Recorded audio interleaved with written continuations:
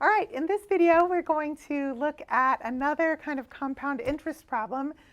In this one, we're given some information about how much is invested and what interest rate, how often it's compounded, but we're supposed to determine how long we should leave the investment there until we reach certain goals here. All right, so this kind of question can be asked either with interest that's compounded continuously or interest that's compounded a fixed number of times per year, like monthly or quarterly or something like that. You'll just use the appropriate formula, but I've found that most students need a little bit of review with E, so we're going to use this one in our example here just to remember a little bit to do with E. So remember that formula for continuously compounded interest. A equals P times E to the RT. A is the amount in the investment at the end of the time. P is the principal or the initial investment. E is that transcendental number, about 2.7-ish. R is the interest rate written as a decimal, and T is the time. All right, so in this case, how long? They're asking us to find the time, so we're going to have to do a little bit of solving for T. All right, so this is the formula that we're going to use, but I have to do a little bit of thinking here about the other numbers I'm going to have to plug in and then do a little bit of algebra to actually solve.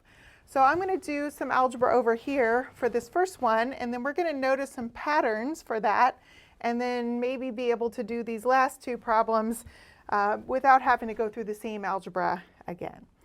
All right, so if I have $10,000 and I want that investment to double, then in this case, I'm going to end up with the amount at the end will be $20,000. Right, so that's what I'm going to put in for the A value. All right, so we looked in the last video about putting in numbers for P and R and T. In this case, T is going to be our unknown. All right, so we're going to have $20,000 equals the principal, the initial investment, $10,000. E to the R is our interest rate written as a decimal, so 0.05. And then T is our unknown, so I'm going to leave that as a variable here. All right, so here's where you have to do a little bit of algebra and remember thinking about how to solve for T when you have an equation like this. This is called an exponential function where you have the variable in the exponent. All right, so I want to isolate the T. I have to get rid of all the stuff that's over here on this side of the equation with the T.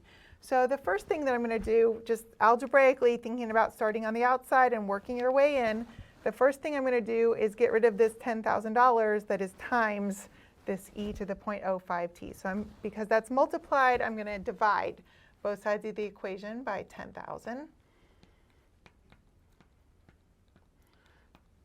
The goal was to get rid of the 10,000 that is times this expression involving our unknown. All right, so over here I have $20,000 divided by $10,000. You could leave it like that, but that divides out very nicely. So I'm going to go ahead and do that division. And so we'll get 2 equals E to the 0.05 T. All right, so exponential function, and I want to think about how to undo an exponential function. And so the idea here is about using inverse functions. So just like multiplication and division are inverses and undo each other, squaring and square roots are inverses and undo each other. We need to think about inverse of an exponential function. And this is something students sometimes are a little bit of rusty about. But the inverse of the exponential function is the natural logarithm function. So I'm going to take the natural logarithm of both sides of this equation. I'm just going to put the ln in pink here to kind of highlight that. So the ln of 2 is equal to the ln of whatever I have over here on the right side. And the idea is that the logarithm function and the exponential function undo each other. They are inverses. They undo each other, just like addition and subtraction, just like multiplication and division are inverses and undo each other. So on the left side of the equation, I will have ln of 2. But the right side of the equation, the whole reason I applied that logarithm to both sides of the equation was to get it to undo the exponential function. And so when those functions undo each other, what I'm just left with here is what's in the exponent, the 0.05T. Logarithm, exponential function, undo each other. That's the algebra review that I was trying to focus on as we did this problem. So this is the key step here. All right, and then to finish and solve for t, I just need to undo this multiplication. I have 0.05 times t, and so I'm going to divide by 0.05. I put an extra 0 in front of it on that step, but you can either write the extra 0 there or not. All right, so again, I'm using inverses, in this case multiplication and division, to undo each other. All right, so I have t equals ln of 2 divided by 0.05, or just 0.05. But you don't know how long that is, so this is when you get out your calculator and you type this number in, ln of 2 divided by 0.05, and you get about 13.87 years.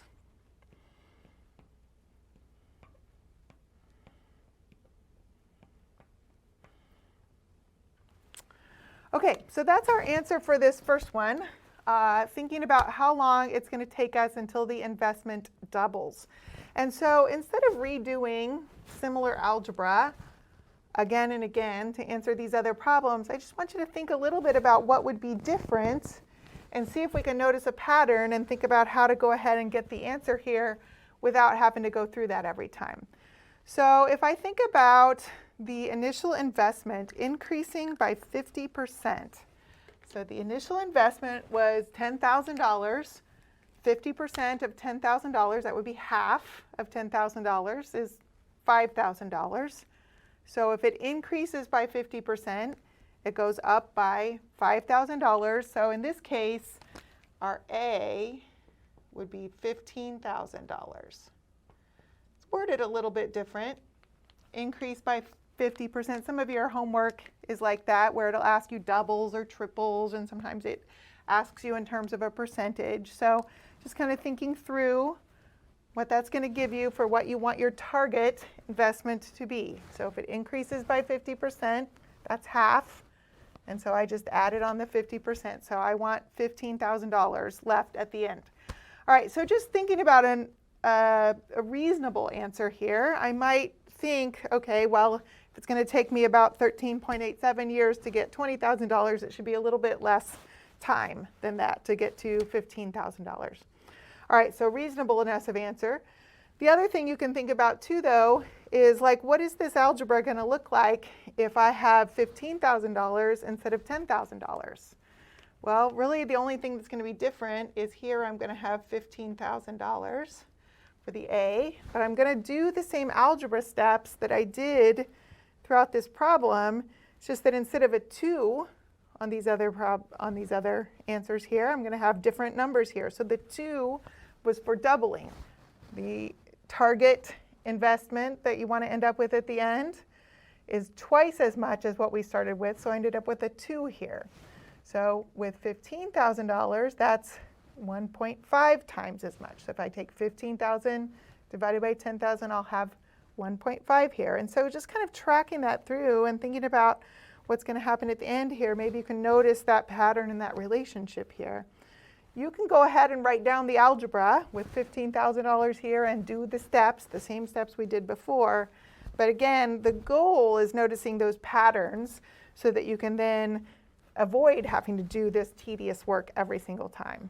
All right, so for $15,000 target, I will just end up with a 1.5 here, but the interest rate, the R value, is the same. So for this one, I will end up with t equals ln of 1.5 divided by 0.05. And put that into your calculator, and you get about 8.11 years. And that seems reasonable because, again, it should be less time than it took to get to $20,000. All right, and then for this last one, maybe you want to pause the video and think if you can try to do this one without watching me do it, and then turn back on the video and check to see if you did it correctly.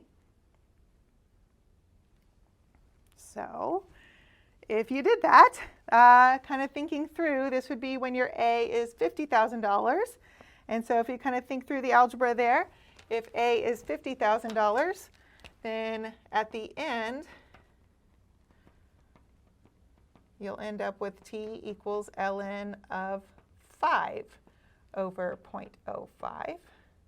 And this should be much longer than it took to get to $20,000. And yeah, we get 32.19 years, so a long time.